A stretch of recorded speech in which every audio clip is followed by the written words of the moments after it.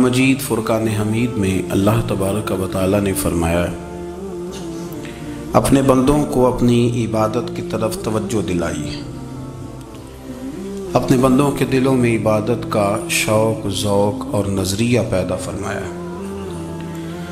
یا ایھا الناس اعبدوا ربکم الذی خلقکم، اے ایمان والو، اے لوگو، اپنے اس رب کی عبادت کرو جس نے تمہیں پیدا کیا،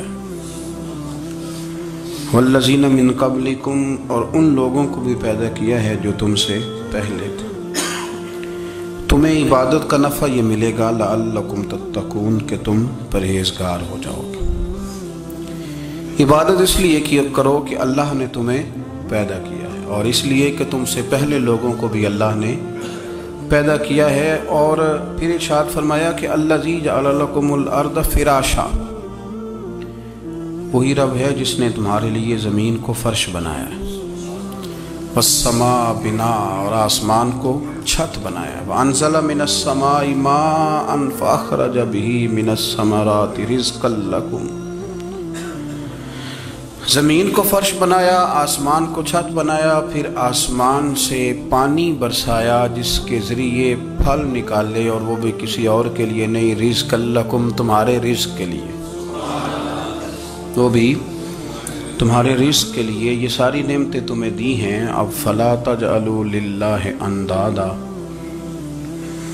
اب تم اللہ کے ساتھ کسی کو شریک نہ بناؤ، وانتم تعلمون، اور تم جانتے بھی ہو، تمہیں خبر بھی، تمہیں پتہ ہے کہ عبادت اللہ کی کرنی چاہیے، تمہیں پتہ ہے کہ نماز پڑھنی چاہیے، تم جانتے ہو کہ نوافل ادا کرنے چاہیے، تمہیں پتہ ہے کہ سجدے آنکھیں بند کر کے جھوٹ کی زندگی جی کے، اپنے ساتھ بددیانتی کر کے، دھوکہ دے کے، اپنے آپ کو دائیں بائیں، اپنے آپ کو کہیں مصروف رکھ کے کچھ وقت ضائع تو کر لیتے ہو، پر تمہیں پتہ تو ہے نا کہ عبادت اللہ کی کرنی، تمہیں اس کی خبر ہے۔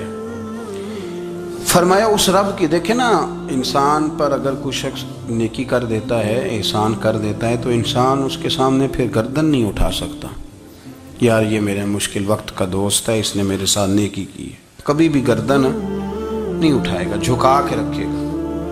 تو اگر عام کوئی نیکی کر دے تو اس کے سامنے انسان کبھی گردن نہیں اٹھاتا، تو جو رب ساری نعمتیں عطا فرمائے، جو کہے کہ تیری تخلیق میں نے کی، تجھ سے پہلوں کو بھی پیدا میں نے کیا، تیرے لیے زمین کا بچھونا بھی میں نے بچھایا، آسمان کی چھت بھی میں نے لگائی، تیرے لیے زمین سے ساری اناج کو، پھل کو، کھیتیوں کو نکالا بھی تیرے لیے، اب تو اس طرح کر کہ تو میری عبادت کر، تو میری بارگاہ میں جھک جا۔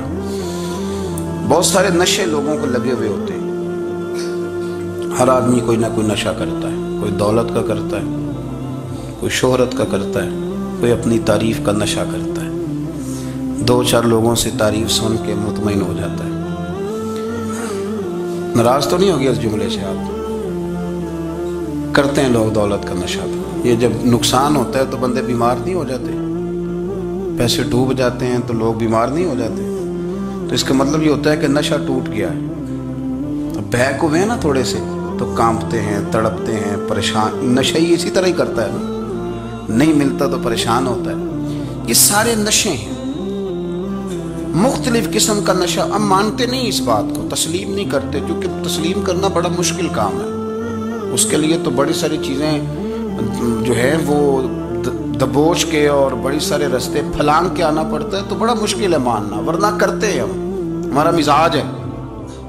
یہ گھومنے پھرنے کا، دنیا دیکھنے کا بھی ایک نشہ ہے، یہ بہت ساری باتیں کرنے کا بھی ایک نشہ ہے، گپ شپ کا بھی ایک نشہ ہے، دو چار لوگوں کی جب تک پگڑیاں نہ کھول لیں، بعض لوگوں کو نیند نہیں آتی، یہ غیبت کا، چغلی کا، بددیانتی کا، یہ بھی ایک نشہ ہے۔ اس پر ملا رومی رحمۃ اللہ نے بڑا کلام لکھا ہے، وہ کہتے ہیں مانگ کے کھانے کا بھی نشہ ہے، مانگ کے کھانے کا بھی نشہ ہے۔ وہ کہتے ہیں کہ ایک بھیک مانگنے والی خاتون تھی، تو بادشاہ کے پاس بھیک مانگنے آئی، تو بادشاہ کو پسند آ گئی، اس نے شادی کر لی، اب اس کو عادت تھی بھیک مانگ کے کھانے کی، تو وہ کنیزوں سے کہا کرتی تھی کہ فٹافٹ نہ روٹی لے کے آیا کرو، میں 2-3 دفعہ مانگوں تو پھر لایا کرو، کیونکہ ایک نشہ ہے نا، تو میں مانگوں 2-4 دفعہ تو پھر۔ تو انسان بہت سارے نشے کرتا ہے، یہ مانتا نہیں، یہ موبائل، یہ فیس بک، یہ سارے نشے ہی ہیں۔ اپنی فوٹو لگا لینا، سارا دن اسی کو دیکھتے رہنا۔ اور بڑے بڑے سیانے بندے جو وزادار ہیں، بڑے وزادار لوگ ہیں، لیکن وہ بھی سنجیدگی کے قائل نہیں، اس طرح کے نشوں کا شکار ہیں۔ یہ سارے نشے ہیں جو ہم نے پال لیے ہیں۔ ہمارے صوفیاء، ہمارے بزرگ فرماتے ہیں کہ تم اس طرح کرو، اگر سارے نشوں سے بچنا چاہتے ہو تو سجدے کا نشہ شروع کرو، سجدے کا نشہ شروع کرو۔ یہ نا اقبال کہتے ہیں، عطار ہو، رومی ہو، رازی، آپ بات کو سمجھیں، عطار ہو، رومی ہو، رازی ہو، غزالی ہو، کچھ ہاتھ نہیں آتا بے آہ سحر گاہی۔ کہتے ہیں بہت بڑا صوفی ہو جیسے فرید الدین عطار تھے، بہت بڑا تصوف کا امام ہو جیسے امام غزالی تھے، بہت بڑا تفسیر کا استاد ہو جیسے امام رازی ہو، عطار ہو، رومی ہو، رازی ہو، غزالی ہو، پر کچھ ہاتھ نہیں آتا بے آہ سحر گاہی۔ اگر سویرے اٹھ کے روتا نہیں نا اللہ کی بارگاہ میں، اگر تہجد نہیں نہ پڑھتا تو کچھ ہاتھ نہیں آتا بے آہ سحر گاہی۔ پھر اس کو کوئی چیز نصیب، میری بات کی سمجھ آ رہی ہے آپ حضرات؟ جب تک آپ سویرے نہیں اٹھتے، آپ اللہ اللہ نہیں کرتے، آپ کو نوافل کا چسکا نہیں، عبادت کا مزہ نہیں، فرمایا میری عبادت کرو، یہ شوق پیدا کرو، میں نے تمہیں پیدا کیا ہے۔ ہم لوگوں کے نشے ہیں، مختلف نشے ہیں، بڑا عجیب رنگ ہے۔ محفل کی صدارت کرنے والے بڑے پیر صاحب، بڑے القابات، بیچ میں سے بندہ تلاش کرنے سے بھی نہیں مل رہا، اتنے بڑے لقب ہیں اس کے، لیکن وہ سج سنور کے 2.5 گھنٹے بیٹھا رہا محفل میں، اور نماز کا وقت آیا تو اس نے مختصر سی پڑھی، وہ نکل گیا، وہ ہلکے سے سجدے کیے۔ اتنا بڑا عشق رسول، نعت خواں، ہو کیا بات ہے، اور عشق رسول کا بہت بڑا پیغامبر، بہت بڑا مبلغ، اور بیچارہ سمجھ ہی نہیں سکا کہ اللہ کے رسول نے فرمایا تو نماز پڑھ میری آنکھیں ٹھنڈی ہو جائیں گی۔ تو یہ نشے کے عادی تو ہیں پر حقیقت کے قائل نہیں ہیں۔ یہ بس ٹھیک ہے، خوابوں کی دنیا میں لوگ زندہ ہیں، پر جن کو یہ جو نشہ تھا نا عبادت کا، یہ میرے رسول پاک کی چاہت ہے، یہ میرے نبی کریم علیہ السلام کی۔ آپ دیکھیں نا، حضور مہینوں جا کے غار حرا میں بیٹھتے، کیا وہاں تبلیغ کرتے تھے؟ کوئی کتاب لکھتے تھے؟ رسول کریم علیہ السلام مہینہ رہتے غار حرا میں، کوئی نہ مجھے دیکھے، کوئی نہ مجھے ملے، حضور یہاں کیا ہے؟ فرمایا میں اپنے رب کی عبادت کروں گا۔ نبی کریم علیہ السلام نے سجدوں کے ساتھ پتھروں اور پہاڑوں کو آباد کر دیا، سجدوں کے ساتھ۔ آپ کا سجدہ آپ کو بہت ساری چیزوں سے چھڑا لیتا ہے، یہ بہت ساری جگہوں سے جھکنے سے بچا لیتا ہے۔ صوفیاء، اولیاء یہ کیا کرتے تھے؟ یہ سجدے کا ذوق ہی تو پیدا کرتے تھے، سجدے کا ذوق۔ شاہ عبدالعزیز دباغ رحمۃ اللہ تعالی علیہ اپنے مریدوں سے فرمایا کرتے تھے کہ اگر تم پکے نمازی بن جاؤ نا، تہجد گزار ہو جاؤ، تو میرے پاس آنا جانا چھوڑ دینا۔ عرض کی حضور کیوں؟ فرمایا میں تمہارے اور رب رسول کے راستے میں رکاوٹ نہیں بننا چاہتا، اور میرا مقصود ہے تمہیں وہاں تک پہنچانا، جب پہنچ گئے تو پھر میری ضرورت ختم ہو گئی۔ ہاں کبھی وسوسہ آئے، شک پیدا ہو، تکلیف ہو تو آنا، ورنہ میں نہیں چاہتا کہ میں رکاوٹ بنا رہوں۔ تم اللہ اللہ کرو، اس مالک کو راضی کرو۔ میرے رسول پاک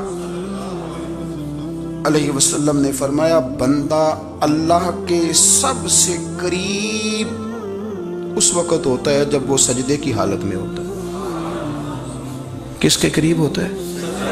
اللہ کے سب سے قریب ہوتا ہے، وہ بڑا نیڑے ہے رب کے، بڑا قریب ہے، اس لیے کہ وہ حالت سجدہ میں، وہ جب سجدے کرتا ہے نا، اس کی بارگاہ میں جب جھک جاتا ہے۔ آپ ذرا سجدے کی کیفیت دیکھیں نا، زبان بھی یہاں ہے، آنکھ بھی یہاں ہے، کان بھی، عقل بھی ساری، اس نے سارا کچھ رکھ دیا سجدے میں۔